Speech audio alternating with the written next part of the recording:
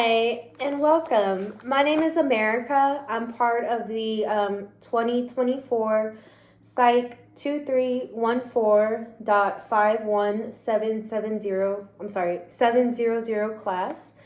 And I'm here today with my student, Miss Nunez. And today we will be exploring the foundational concept in psychology.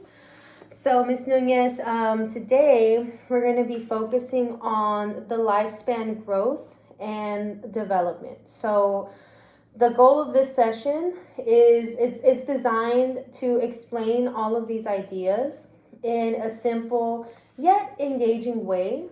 So that at the end of the session, you can walk away. I want to make sure that you can walk away with a solid understanding of these three things, okay? So first, we're going to talk about the definition of psychology. Next, after that, we're going to go into the definition and the scope of developmental psychology. And lastly, we're going to discuss the processes of birth and the postpartum period. So the whole period, from, conception, from birth all the way to after birth. So the postpartum period. And these topics are essential for understanding, how we grow, how we change, as well as how we adapt through life. So like from start to finish. So it's very good to know. It's good to have an understanding of these. So let's go ahead and let's begin. So I'm going to go ahead and start by just giving you the definition of psychology. So, psychology is the scientific study of behavior and mental processes. So, so this means that psychologists study the way that we think, the way that we feel, and the way that we act, both individually as well as in social groups. So, what's going on through our mind, the way that we're feeling at the moment, and then the way we act both, how we might act by ourselves versus in a group of people like friends or your coworkers. So for example, I'll give you this question. Why do some people thrive under stress, but other people, they find that stress overwhelming? So psychology helps us answer these questions using different research methods and the evidence that comes from those research methods. Okay. So psychology also isn't just about mental health, okay? So the good thing about it is it also explores other areas. So it explores how our brains process information. So this would fall under what's known as cognitive psychology. So, if I were to ask you, hey, what's your favorite color? Or hey, what's the weather like today? That would be your cognitive processing. So that's what the psychologists study. The other area that they study would be how we interact with others. So how you interact with, your friends versus your family versus, your coworkers. And that would fall under the category of social psychology. And then the other category or the other area that it can explore would be how our biology influences our behavior. So, when a child is born, it has genes from their mom and their dad. So, the psychologists explore how those genes or how the hormones that a person has can affect their behavior. Okay. And I want you to consider the following real life scenarios, okay? So let's say someone goes into a clinic and they're like, hey, my name is John Smith. I need to see a psychologist because I have a lot of anxiety. I have finals coming up, or I have a very stressful situation at home, so I have a lot of anxiety. This is where a clinical psychologist might actually be able to help. They can help them manage that anxiety, going through therapy, or there are different methods that they can offer. Okay. Another real life scenario, let's consider this. So a cognitive psychologist might want to research ways to help improve memory for their students, or for students, for future use, maybe so in the future do better test scores and things like that. So what does that psychologist do to get that research done? Well, they're going to follow the scientific method. So they're going to come up with a question, do some research, hypothesis, conduct the experiment. So they'll follow that process, and this helps us get those answers to those questions, those burning questions we might have as a society. And then lastly, another real life scenario that you can consider, sports psychologists might work with athletes to enhance their performance. You might say, well, what do athletes have to do with psychology, right? That's very two different areas. Well, these sports psychologists, they are specialized to help these athletes. So, they help them focus, they help with their mental health, their emotional regulation, all of that can really help them. They also help with their techniques, help them set some goals and just help them overall relax. So, by understanding psychology, we can improve areas such as communication, emotional regulation, and decision making. Does that include discipline too? Oh, but that's not right. I think that could include discipline, but when the psychologists are looking at like the outcomes, they mainly focus on like communication, that emotional regulation, and the decision making. But I am sure that the discipline falls hand in hand. Oh. Yeah. The next thing that I want to define for you is developmental psychology. So we already went over psychology. This is more of like the developmental aspect of it. Okay? So developmental psychology is a branch of psychology, and this branch is mainly focused on how we grow and how we change over time. So think about your baby, then you become, a toddler, adolescent, teenager, adult. So that's what this branch or this area of psychology really focuses on. So entire lifespan from the conception to late adulthood, studying physical, and then they study the physical, the cognitive, which is the brain, and then the socio-emotional development, so their emotions inside. Okay? I have a question. Yes. In the conception, do we have that things that are going to affect the baby, positive or negative? I don't know if you understand my question, but Yeah, like are you saying like what the baby experiences like in the mom's womb? yes, and it is going to affect him emotionally when he's born. Yeah, no, there has definitely been some research that shows that even like when the baby's conceived, everything that they're experiencing can affect them, not only emotionally but physically as well. Mm-hmm. So even the way that they're born, in a C-section versus a natural birth can really affect the way that they nurture onto a mother's breast. So yeah, I can definitely see it having like both emotional and physical. Okay, Physical thank you. effects. Yeah. So to branch off of that, regarding developmental psychology, I'm going to give you some examples of some developmental milestones. And I'm going to break it down with some examples, okay? Okay. So with the physical development in a person, in infancy, as a baby, they learn to crawl, they learn to walk, and then they eventually, they learn to run. That would be all part of like the physical development. So you're seeing it happen. You're seeing them crawl. You're seeing them then learn to walk. Another example of, some developmental milestones would be, cognitive development.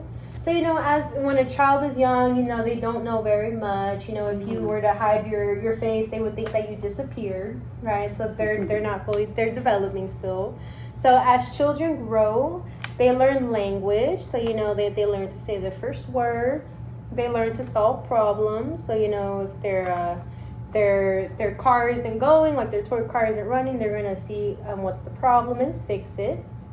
And then they're developing memory as well. So that's all part of the cognitive development. These are the milestones that a person experiences. And then also socio-emotional development. So think of, teenagers. You know, they're navigating as they're growing up. They have their own identity. They start to have their own relationships, you know, friends, sometimes boyfriends and girlfriends. And while, you know, older adults, so, you know, like you and me, we would probably reflect on our life experiences. So we would look back and say, wow, I've done a lot, or, oh, wow, I need to do more. So, and we can learn from our experience too, right? Definitely. Always good to learn from the past. Okay. Yes. Some of the key theories in developmental psychology is that one of the most famous theories is Erikson's psychological stages of development. So his theory his theory outlines challenges at each life stage. So trust versus mistrust, and then infancy, identity versus role and confusion in adolescence, and generativity versus stagnation in adulthood. And so those are like some of his most famous theories that he studied, and he was actually able to create new fields of study with these theories. So with the relevant with understanding these stages, it really helps parents and teachers as well as healthcare providers support growth, and it also addresses, you know, any challenges that we face as a society effectively. So you know, it helps people provide that support that we need in order to grow as a society. So yeah, it's very important that not only us, but, you know, if we can, you know, start helping other parents or other teachers understand these theories, because if we can actually get them to help the children that they really need to be, it can really change our society as a whole. Mm-hmm. It really True. can. I think so.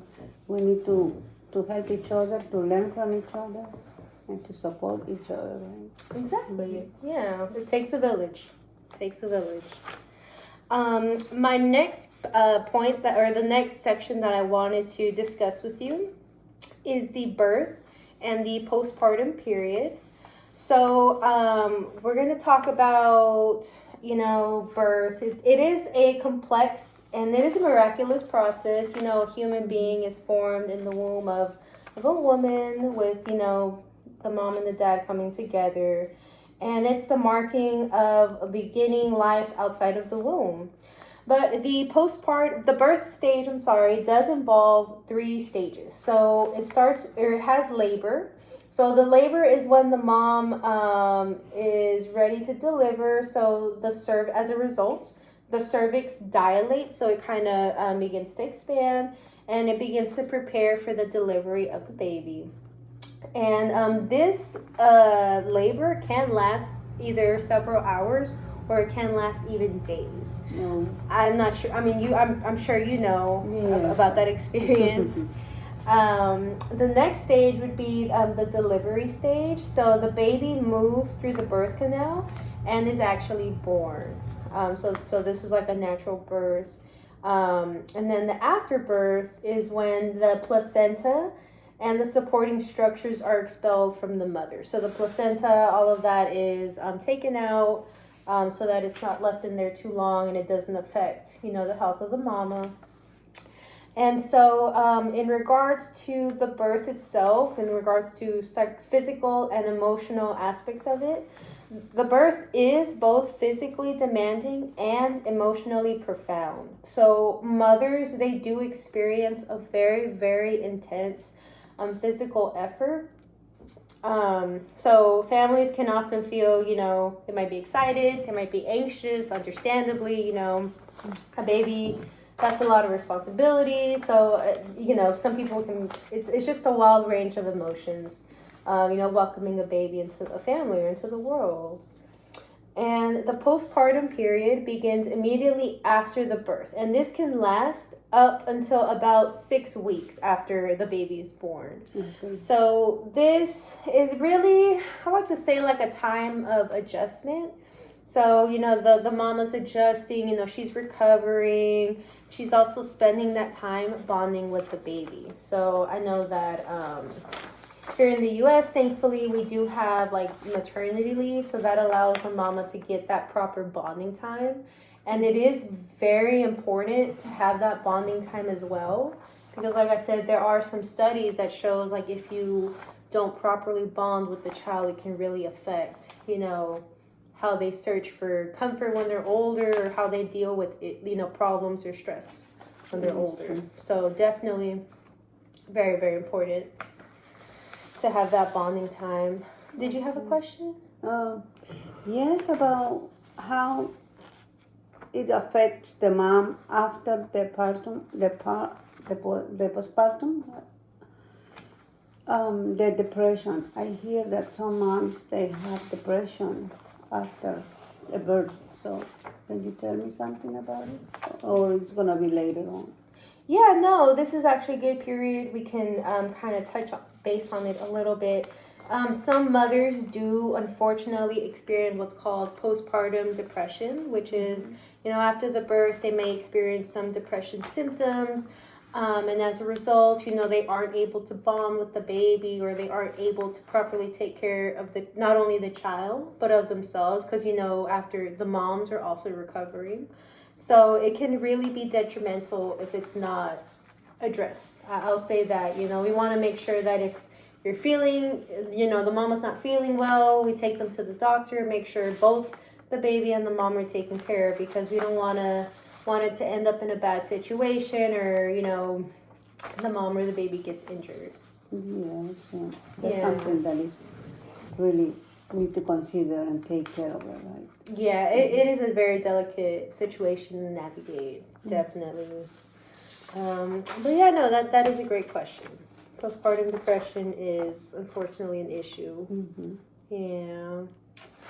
Next, I wanted us to go over, so the postpartum, the mama is going through that physical recovery. So after the birth, the uterus does contract back to its pre-pregnancy size, and the mamas heal from any delivery related injuries.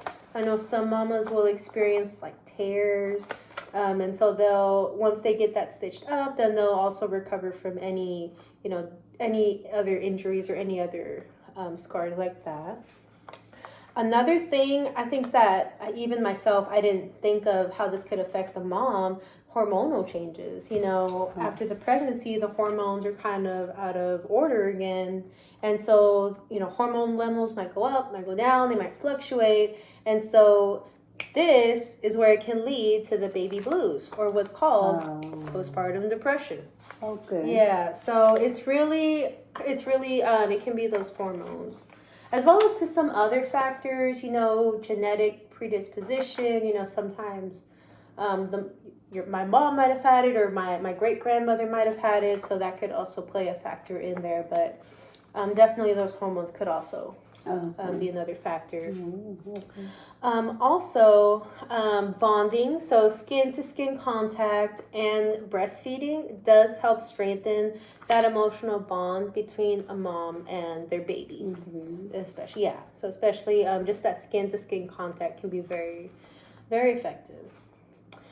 And this period, so both birth, postpartum, this period can be very, very, very overwhelming. So it is always important for people to have support from their friends, from their family, from healthcare providers as well. So I think some caregivers or something like that would be very, very beneficial, because like we were just talking, the mom's recovering, so they can't tend to the house or do their normal everyday duties and take care of themselves and the baby. Yeah.